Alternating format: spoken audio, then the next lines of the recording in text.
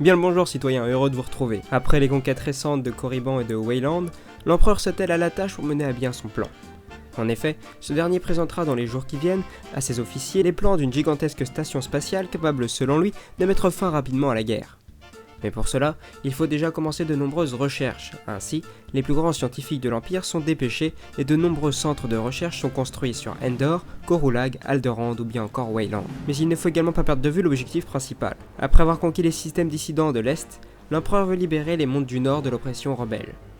Ainsi, après l'envoi de droïdes sondes sur Aether 2, qui nous révéla le nombre de troupes rebelles en présence, le capitaine Pitt fut une fois de plus réquisitionné pour mener à bien cette périlleuse mission. Et une fois n'est pas coutume, le valeureux capitaine mena à bien sa mission, tout en prenant un malin plaisir à annihiler toute la flotte rebelle complètement inefficace. L'empereur avait donc le chemin libre pour s'occuper de la conquête terrestre de la planète, ce qu'il fit sans rencontrer aucun problème. Ces idiots de rebelles tentèrent même de récupérer expressément ce qu'ils venaient de perdre, mais c'était sans compter sur la présence du capitaine Pitt, qui se fit un plaisir de balayer tous leurs espoirs. Malheureusement pour l'Empire, tout ne se passa pas comme prévu, car en effet, l'amiral rebelle Mon Calamari Dial Akbar refit parler de lui au-dessus de Nal Hutta, où il massacra la pauvre flotte impériale en présence.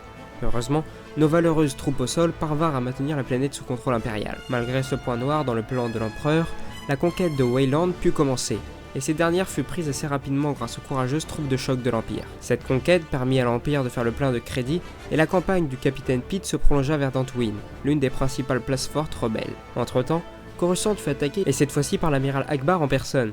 Heureusement, cette fois-ci le seigneur Vador était présent sur place pour diriger la flotte impériale. La bataille fut difficile et l'issue du combat incertaine, mais le seigneur Vador ressortit vainqueur de cet affrontement. Le Haut Moine fut détruit, mais la mort du valeureux général Mon Calamari ne put être confirmée. Cela fait, l'assaut de Dantooine put être ordonné. L'Empire ressortit aisément vainqueur de cette bataille, et ce sans causer la moindre perte de son côté.